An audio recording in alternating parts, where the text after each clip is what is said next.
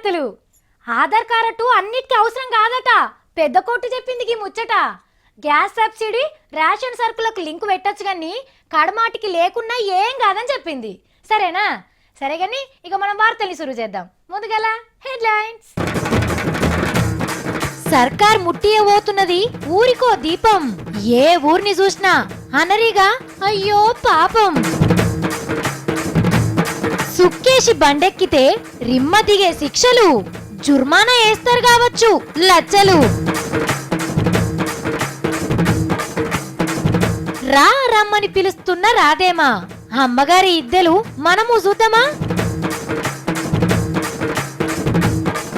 ఆకాశంలో వండింది పాలకూర, ఎంతనో అడగకుండ్రి దాని ధర.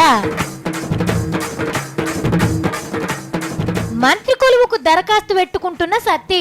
ఎవరు మాట్లాడితే చింతకాయలు అవంతలు అవే రాలినట్టు మంత్రి కొలువులు కూడా రాలుతాయో ఆయననే ఏ రంబాలి దయాకర్ రావు సార్తో మాట్లాడినా. గాలి బిజినెస్ సురువు చేసిన మంగ్లీ. ఈ గాలి అమ్ముకున్నాననుకో 5-6 నెలల్లోనే ఐశ్వర్యవంతురాలను అయితే నేను. ఈ నడుమ మునుం పెట్టి రైతుల తిప్పల మీద వార్తలేస్తున్నాం కదా మేము. పానాలు తీసుకోవద్దు, మీ ఎంట మేముంటాం అని నిన్న హరీష్ రావు సార్ చెప్పింది కూడా వార్తలేసినాం కదా. హీగో ఇయ్యాల కూడా అట్లనే ఓగాయన నేను కూడా ఒట్టు పెడుతున్నా, తీన్మార్ వార్తలు చెప్పుండ్రి అని మొగుల మీద పరీక్షలు చేసే సార్లకు మతలం పంపిండట. మరి గాయన ఎవలో ఏం ముచ్చట పంపిండో అరుచుకుందాం పండ్రి. ఆనదేవుని మొక్కు తీరది, ఆనకాలం చేసిన అప్పు తీరది అని రంది పెట్టుకున్న రైతన్నలు ఇక ఏం బాధపడకుండ్రి. గుండెల బాధను కండ్లనే ఆపుకొని శెల్క బాట పట్టుండ్రి. ఎందుకంటే వానదేవుడు మన దిక్కు చూడకున్నా తుఫాన్ దేవుడు కరుణిచ్చిండు. తూర్పు దిక్కుండే పెద్ద సముద్రం బంగాళాఖాతంలా అల్పపీడనం వచ్చి చేరిందట. రోజుకింత ముదురుకుంటా వాటమవుతున్నదట వానమబ్బులతోని. ఇక 2 వద్దులనే బగ్గ వానం తీసుకొచ్చి మన మీద గురిపిచ్చి పోతుందని చెప్తున్నారు వానమబ్బుల జాడ చెప్పే ఆఫీసర్లు. నిజామాబాద్, ఆదిలాబాద్, కరీంనగర్, ఖమ్మం, వరంగల్ జిల్లాల్లో అయితే జోరుగా పడతాయట. చెర్లు వల్గులు వారేటట్టు. వాళ్ళు చెప్పినంత జోరుగా వానలు పడకున్నా మడికట్లల్లా నోరు తెరిచిన నెర్రలను కూపిపోతే చాలు, మాడిపోయిన మొలకల నాలుకలు తడిపిపోతే చాలు కదా. ఇగో కాలం గిట్లా మారపటికనే మొన్నటి కానుంచి అక్కడక్కడ వాన జల్లులు పడుతున్నాయి. మరి పోయిన పంట పోయింది కానీ ఉన్న పంటనన్నా బతికించుకునే ఉపాయం చేయండి. ఆయన అల్పపీడనం ఆవుస్ తీరి సముద్రంలోనే సల్లారిపోయి వానలు రాకపోయినా రైతులను మన సర్కార్ కడుపులో పెట్టుకొని చూసుకుంటది. నిన్న నీళ్ల మంత్రి హరీష్ సార్ చెప్పిండు కదా, ధైర్యంగా ఉంటుండ్రు రైతన్నలు. ఇప్పుడు మీ ఊళ్ళో ఎట్లున్నాయి ఉల్లా? బయటి దేశం పోయినో లెవెలన్నా 2 ఏళ్ల తర్వాత వచ్చి చూస్తే హబ్బా మనం మన ఊరికే వచ్చినామా లేదంటే తొవ్వ తప్పి వేరే ఊరికి నచ్చినామా అని అనుమానపడతారు. పల్లెటూళ్ళు పట్టు కొమ్మలైనాయని గాంధీ తాత మీదికెళ్ళి చూసి మురుస్తాడు. ఇక మీరు దీపాలలో నూనె పోసి ఒత్తులు పెట్టుకొని తయారుండుండ్రి. సర్కార్ వచ్చి దీపం ముట్టించి కార్యాన్ని సురువు చేయబోతున్నది. ఒక అద్భుతమైనటువంటి గ్రామ జ్యోతి, ఆ గ్రామాలలో వెలుతురు వచ్చేటువంటి ఆ జ్యోతిని వెలిగించడానికి మనం బోధన చేయాలి. మామూలు పని కాదు. మంత్రులు, కలెక్టర్లు, పెద్ద ఆఫీసర్లతో మీటింగ్ పెట్టి ఊరికో పెద్ద దీపం ముట్టించి ఎట్లా ఎలుగులు లేవాలనో చెప్పిండు సీఎం సారు. ఊరికో చెత్తగుట్ట, బొందలగడ్డ తప్పకుండా ఉండాలన్నట. మంచి గాలి కోసం ఊరికో 40,000 చెట్లు నాటుతారట. చెక్కున మెరిసేటట్టు రోడ్లు, దిష్టి తలిగేటట్టు పంచాయతీ బోర్డు, రాత్రి పగటికి తేడా తెలియని కరెంటు లైట్లు, ప్రైవేటు బళ్ళు మూతపడేటట్టు స్కూళ్ళు, పొద్దుకు 10 మాటలు తిరిగే బస్సులు, కంటికి కనిపించని మోరీలు, కంపు కొట్టని పాయకాన్లు కట్టేయాలని చెప్పిండు. అయితే ఇంకా దోమల చరిత్ర చెప్పినాక ఈ చెవులతో నిని ఆ చెవులతో ఇడిచిపెట్టడానికి ఈ మాట అన్నాడు. మీరు నోట్ చేసుకుంటే వెరీ హ్యాపీ పర్సన్. ఎమ్మటే పొల్లు పోకుండా ముఖ్యమంత్రి సార్ మాటలు రాసుకున్నారు కాపీలల్లా. ఇక దళితులను ఉద్ధరించే కార్యం అయితే ఎట్టి పరిస్థితిలో మరవడట. ప్రపంచంలో ఎవడన్నా దరిద్రులు ఉండొచ్చు, మీరు దళితులు మాత్రం దరిద్రంగా ఉంటాను వీళ్ళు ఎందుకు లేదు? మీ చేతులే కదా రోజు సంపద సృష్టించేది. మనం మంచి చేసుకుంటా పోతుంటే ఓర్వనోళ్ళు కాళ్ళల్లో కట్టెబెట్టి బట్టె కాల్చి మీదేస్తున్నారని బాధపడ్డాడు సారు. ఎవరైతే సమ్మెకు నోటీస్ ఇచ్చారో, ఎవరైతే వాళ్ళని రాంగ్ రూట్ పట్టించారో వాళ్ళంటే అది సఫాయి కార్మికులను చిత్రీకరిస్తారు. ఇగో గీ తీవ్ర నడిచింది దీపాలు ముట్టిస్తందుకు పెట్టిన మీటింగు. జర్నలిస్ట్ అని చెప్పి వాళ్ళు ఫ్రీగా నాకు మొత్తం చూపెట్టారు, అంత తిప్పారు, పొలాలు తిప్పారు, అన్ని తిప్పారు, మధ్యాహ్నం భోజనం పెట్టారు. ఫైనల్గా పోయేటప్పుడు 4 o'clock మాత్రం సారీ అంటే నేను మీకు అవద్దని చెప్పిన. నేను జర్నలిస్ట్ కాదు, నేను ఎమ్మెల్యే, నా పేరు చంద్రశేఖరరావు, నేను సిద్దిపేట ఎమ్మెల్యే అని చెప్పి. అయ్యో సార్ ఇట్లా చెప్తే మేము సన్మానం చెప్తున్నాను, అలా చేస్తారని నేను చెప్పాలని చెప్పాను. అరే 3 ఫోన్లు ఉన్నాయి. ఇది శాంసంగ్ ఏ దేశం దబ్బా? అరే కొరియా దేశం కంపెనీది ఇది. ఇది మనది కాదు. మరి నోకియా ఎవరిదో ఉండే ఫిన్లాండ్ దేశంది, అంటే బయట దేశమే. మరి ఇది మోటరోలా చైనా, అది కూడా బయట దేశమే. అంటే మొత్తం మీద మన దేశంలో తయారయ్యే ఫోను ఒక్కటి కూడా లేదా? మేడ్ ఇన్ ఇండియా ఫోను ఒక్కటి కూడా లేదా మన తానా? చిచ్చి. ఇగో గిట్లా చాలా మంది ఫీల్ అవుతుంటారు కదా. ఇక సిమ్ కార్డు తీసి పారేసినట్టుగానే గారందిని కూడా తీసి పాడేయండి. సాలోగోలు పెడితే ఇత్తోగలు నాటినట్టే ఉన్నది గీ ముచ్చట. మేక్ ఇన్ ఇండియా అనే కార్యాన్ని పెట్టిన మోడీ సారు చిన్న మేకును కూడా తయారు చేపించిండో లేదో గాని చేతుల పట్టుకునే ఫోన్ ని తయారు చేపించి షబ్బాష్ అనిపించుకున్నాడు చంద్రాల్ సార్. రెడ్మీ 2 ఈ స్మార్ట్ ఫోన్ ని బయటకిడ్చిండు కంపెనీలతోని కలిసి. మన దేశంలో మనోళ్ళు తయారు చేసిన ఫస్ట్ ఈ స్మార్ట్ ఫోను గిదేనట. చంద్రాల్ సార్ లెక్క ఆడికే మురవకుండ్రి. వడ్ల పేర్లెన్నో ఫోన్ల పేర్లు గన్నున్నాయి అని ఒట్టిగానే తీసి పడేయకుండ్రి. దునియాల 4వ పెద్ద ఫోన్ల కంపెనీ కూడా గిదేనట. గందుకే సార్ని చూడుండ్రి ఎంత ఖుషితో నవ్వుతున్నాడో. You have become within 4-5 years 4th largest company. Why can't every person try in that regard? Chittoor జిల్లా శ్రీ సిటీలో తయారైన రెడ్మీ 2 ఫోన్ ని విశాఖపట్నంలో విడుదల చేసిండ్రు. లెక్కకైతే కొత్త వస్తువులను బయటకిడ్చేటప్పుడు సినిమా హీరోలతోని ఓపెనింగ్ చేపిస్తారు. వాళ్ళనే బ్రాండ్ అంబాసిడర్ లెక్క పెట్టుకుంటారు. కానీ మేక్ ఇన్ ఇండియా కార్యాన్ని ముంగటికి తీసుకుపోతున్నందుకు ఆంధ్ర సీఎంతోనే రిబ్బన్ కటింగ్ చేపించిండ్రు ఈ కంపెనీలు. మేక్ ఇన్ ఆంధ్ర నుంచే మేక్ ఇన్ ఇండియా తయారైతుంది అన్నట్టు. అమరావతిని కట్టక ముందే కొత్త కంపెనీలు ఆంధ్రాకు వస్తున్నాయంటే ఇక దాన్ని గట్టి ప్రపంచ పటంలో పెట్టినాక ఎన్ని కంపెనీలు వస్తాయో ఎన్ని కొలువులు దొరుకుతాయో ఓ పారి ఆలోచన చేయండి. నేను V6లో కొలువు చేయకన్నా ముందు ఇంటికాడ ఖాళీగానే ఉంటుంటే గప్పుడు మా నాయన మా కాక అందరూ బిడ్డ ఇంటికాడ ఉత్త ఉండే బదులు గా ఎక్స్చేంజ్ ఆఫీస్కి పోయి పేరు రాపించుకొని రాకపోయినావు, ఏదైనా కొలువు ఉంటే చెప్తుండే వాళ్ళు అని అనేటోళ్ళు. గప్పుడు నేనేమో ఎక్స్చేంజ్ అంటే ఏంది నాయన అని అంటే అప్పుడు చెప్పిండు, సర్కార్ కొలువులు ఏమన్నా ఉంటే పలానా కాడ కొలువులు ఉన్నాయని మతలబ్ పంపే ఆఫీస్ అని. మీ కాలం నుండే నాయన గవన్నీ గిప్పుడెక్కడి అంటే లేదు బిడ్డ ఎప్పుడు అన్నుంటాయి అని అన్నాడు. నిజంగానే ఉన్నాయి కూడా. ఉడికేసుకొని తిని తడికేసుకొని అన్నట్టుండే మొన్నటిదాకా ఉపాధి చూపించే ఆఫీసులు. ఏమంటే సర్కార్ కొలువులకు మాల్ మసాలా తయారైందో వండేటోళ్ళు రెడీగా ఉన్నారని తెలిసిందో గంటే కొట్టేటప్పుడు మాకు కూడా మతలబ్ పంపురని పేర్లు రాపించుకుంటున్నారు చాలా మంది. సినిమా టాకీస్ల కాడ లైన్లు కట్టినట్టే కట్టిండ్రు చదువుకున్న వాళ్ళంతా. ఎట్లా పేర్లు ఎక్కించుకోవాలనో తెలియని వాళ్ళు అలా నాయనలను ఎంట పెట్టుకొని వస్తున్నారు.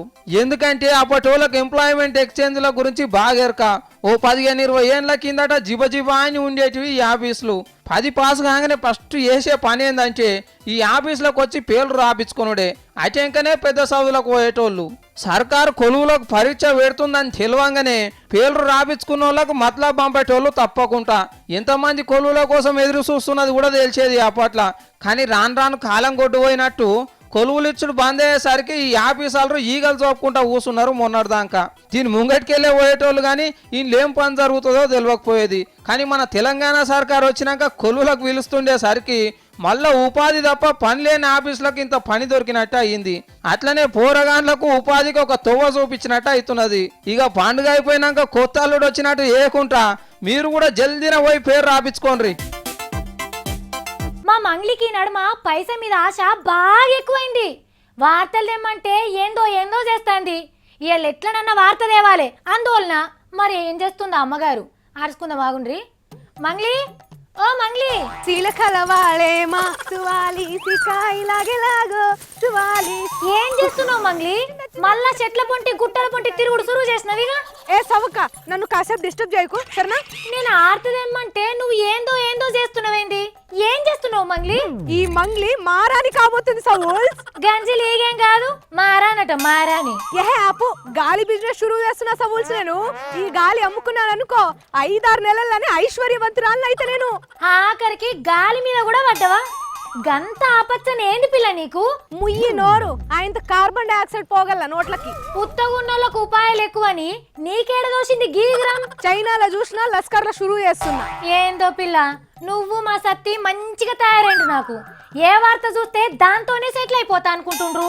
అరే కిరికిండి, ఈ గాలి బిజినెస్ కు మస్తు డిమాండ్ ఉన్నది తెలుసా? ఇండ్లగిన సక్సెస్ అయితే అంబానీ బిర్లాను మస్తు దాటిపోవచ్చు. ఇంటికి ఇత్తడి చిలుక బయటికి బంగారు చిలుక అన్నట్టే ఉన్నది కదా నీ ముచ్చట కూడా. నీకేం తెలియదు ఊకో అమ్మా, పెద్ద మాట్లాడుతున్నావు గానీ ఈ హైదరాబాద్ లో ఎంత దిక్కుమాల గాలి పిలుస్తున్నావు తెలుసా నీకు? దేశంలోనే గలీజ్ గాలి పిలిచే దాంట్లో మనదే సెకండ్ ర్యాంక్ అట. అందుకని గాలి నమ్మే దుకాణాలు పెడతావా? జనానికి ఏ స్వార్థం లేకుండా స్వచ్ఛమైన ఆక్సిజన్ అమ్ముడు కూడా తప్పేనా సవ్వోల్స్? మిడిమిడి జ్ఞానం ఇంటికి మోసం అన్నట్టు ఆళ్ళంటే మిషన్లతోని స్వచ్ఛమైన ఆక్సిజన్ చేసి సిలిండర్లు పెట్టి అమ్ముతున్నారు. నువ్వు కవర్లు పెట్టి గాలిని అమ్ముతావా? కాయవాతే కర్రీచి ఈ చెట్టు కిందనే ఉండి స్వచ్ఛమైన ఆక్సిజనే పడుతున్నా కదా. ఆ చెట్టు ఏమన్నా అంతరిక్షంలో ఉన్నదా? హైదరాబాద్ లోనే కదా ఉన్నది. అది సవ్వోల్స్, అంతరిక్షంలో ఉన్న ఏడున్న చెట్టు గాలే అమ్ముతా. నువ్వు కూడా ఒక రోజు. నేను కూడా ఓ రోజు. ఏంటిదో చెప్పు. వాడవాసు మారదయాసనికే గాలి కోసం నా దగ్గరికి రావా? నీ సైకిల్ ట్యూబ్ లో గాలి నేను ఎక్కియనా చూడు మరి. చూసిన రానుల్లా రాను రాను నీళ్ళ బాటిల లెక్కనే ఆక్సిజన్ సీసాలు కూడా కొనుక్కోవాలి కావచ్చు. నిజంగానే మన తాన గాలి బాగా ఖరాబ్ ఉన్నదట. వచ్చే రోజులల్లా హైదరాబాద్ లా ఆక్సిజన్ అర్రలు పెట్టినా పెడతారు కావచ్చు. కానీ మా మంగ్లీ లెక్క కవర్లు నింపుకొని అమ్మరు.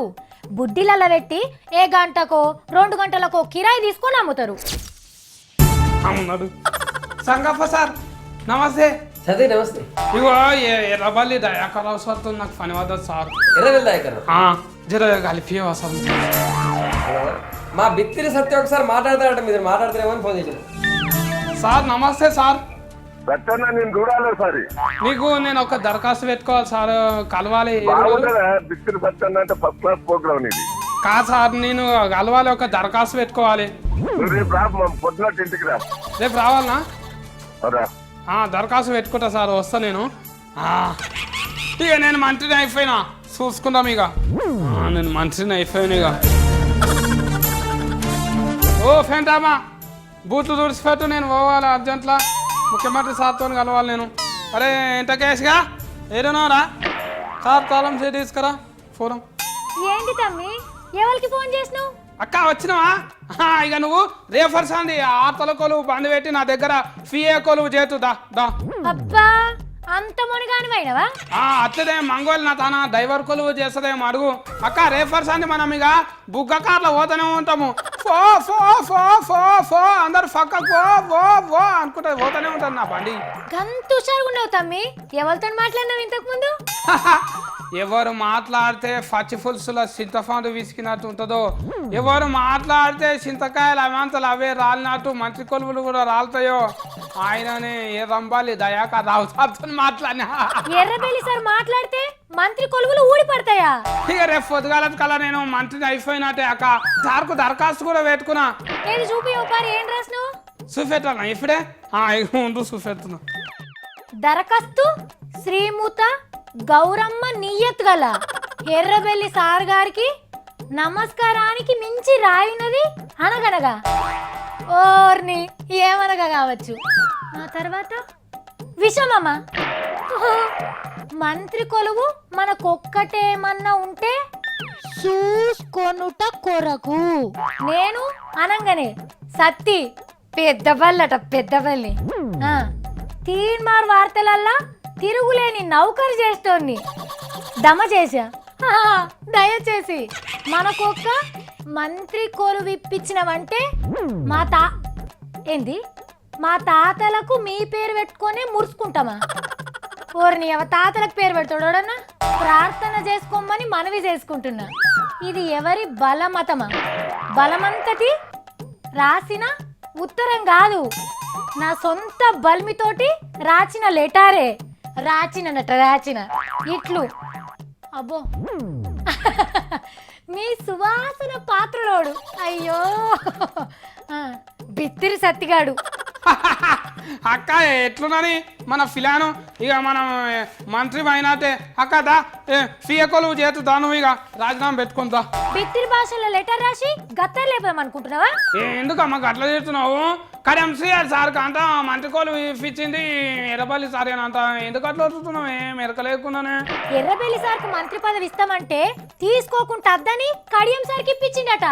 మళ్ళా కానీ ఎంసీఆర్ సార్ కోసానికి మంత్రి కోలు ఇచ్చిపెట్టింది అంటే నాకు కూడా ఒకటి ఇయర్ ఆక. నీకెందుకు ఇప్పిస్తాడు? నువ్వేమన్నా అలా సుట్టానివా? చిన్నప్పటి దోస్తువా? నేను కూడా ఎర్రపల్లి సార్ దోస్తునే. నేను రోజు టీవీలో చూస్తా నన్ను. ఎర్రబెల్లి సారు కడియం సార్లు ఇద్దరు జాంజిగిరి దోస్తులు. ఒకటే బడి ఒకటే బెంచి. నేను కూడా ఎర్రపల్లి సార్ దోస్తునే అక్క. నాది ఎర్రపల్లి సార్ది ఒకటే జాగా. ఆగో అట్లిట్లా మళ్ళా ఒకటే రాష్ట్రం కాదా? వాళ్ళ తెలంగాణనే నాది కూడా తెలంగాణనే. రేవంతం సార్ అంటే కేసీఆర్ సార్కు వరనే వాడదు కదా. మళ్ళీ రేవంతం సార్ పార్టీ కదా అక్క ఎర్రబల్లి సార్ కూడా. మరి ఎర్రబల్లి సార్ చెప్తేనే గట్లెందుకు ఇస్తుండక మంత్రి కొలువులు కేసీఆర్ సారు? నాకు ఎక్కడ దమాకులా కూర్చుంటలేరు. ఏమో తమ్మి, నాకు కూడా అర్థం కాలే. రాజకీయాలంటే గట్లనే ఉంటాయి, ఎవ్వరికి అర్థం కావు. నాకు ఎరకైందాక టీడీపీలోకి వెళ్ళి ఎవరు టీఆర్ఎస్ లోకి పోయినా కూడా ఎర్రబల్లి సారే మంత్రి కొలువులు ఇప్పిస్తారు. నాకు ఎరకైంది. నువ్వే అంటున్నావు టీడీపీలకి వెళ్ళి పోయిన వాళ్ళకు మంత్రి కొలువులు ఇప్పిస్తాడని. మరి తోకమట్టవు నువ్వు పోతే నీకు ఇప్పిస్తాడా చెప్పు మంత్రి కొలువు? సీఎం సార్ ఇస్తాడా? కూర్చుంటే ఎందుకన్నా మన ఎర్రబెల్లి సారు నాకు మంత్రితనం వస్తుందేమంటాను మస్తు కూర్చుమాట. ఇప్పుడు ఉత్తరం రాజు ఉత్తుతం అంతా చెట్ల మీద వేసిన ఆకులు కుట్టినట్టు ఎందుకు కొట్టాలి గఫాలు ఎర్రబెల్లి సార్? నాకేమవుతు అన్ని తీర్ల అడ్వకిస్తుర్రు, కొనుక్కొని బయటకు వెళ్తే పట్టుకోబోతుర్రు. ఇదెక్కడ న్యాయం అని మొన్న అంబర్పేట హనుమంతన్న అన్నది యాదున్నది కదా మీకు? అరే తాగుబోతుర్రు బార్లకు పోయేదాకా చూస్తుండ్రు, బయటకు వెళ్ళంగానే లోపటేస్తుర్రు పోలీసు వాళ్ళు అని అనలేదా? కానీ కోర్టోళ్ళు కూడా గిదే రైట్ అంటున్నారు. ఇక ఇప్పటి సంది చీప్ లిక్కర్ తాగినోళ్ళ మీద డ్రంక్ అండ్ డ్రైవ్ కేసులుండయి అని ఓ జీవోదండ్రి సార్లు. లేకుంటే ఇక గల్లెపెట్టకు తిప్పలైటట్టే ఉన్నది. తుమ్ముకు యాళ్ళుండదు, రిమ్మకు టైం ఉండదు మానోళ్లకు. పండే ముంగట ఇంత సుక్కేసి ఇంటికి పోతే ఓ బుక్క తక్కువ తిన్నా సుఖంగా నిద్ర పడుతుందనే ఆలోచన చాలా మందిది. అందుకనే మందుతోని కడుపు నింపుకొని బండి ఎక్కుతారు. అయ్యొచ్చేదాకా అమాస ఆగదు కదా. అట్లనే వీళ్ళు వచ్చే లోపలనే పోలీస్ మామలు వస్తారు. దమ్ముతో నూనె పెట్టి రిమ్ ఎంతున్నదో దొరకబడతారు. పిండి ఉన్నంతనే రొట్టె అన్నట్టు తాగినంతనే ఫైన్ కట్టాలి. జుర్మానా రాసినా, జైలు శిక్షలు వేసినా, సంఘసేవ ఏవచ్చినా, బాజాలరా నిలబడి తాగద్దని ప్రచారం చేపించినా, ఆఖరికి మంచులస్మాక పాఠాలు చెప్పినా కోటర్ మీద కోపం వస్తలేదట, బీరు మీద గౌరవం పోతలేదట బండి నడిపేటోళ్లకు. ఉసుకతోని తాడు వేయినట్టు అనిపిస్తున్నదట తాగుబోతులకు. గందుకే ఇప్పుడున్న 2 ఏళ్ల జైలు శిక్ష, జుర్మానాను పెంచాలని చూస్తున్నది ఢిల్లీ కోర్టు. 6 ఏళ్ల శిక్షణ, 16 ఏళ్ల శిక్షణ ఇంకా చెప్పలేదు కానీ పెంచుడైతే ఖాయమట.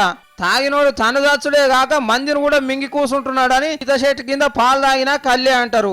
అట్లనే తక్కువ తాగి బండి ఎక్కినా తాగి బండి నడిపిండ్రనే అంటారు. అందుకనే జర పైలంగుండ్రి. చూసిండు కదా ఇక గివి ఇలా నేను పట్టుకొచ్చిన 3 మార్ ముచ్చట్లు.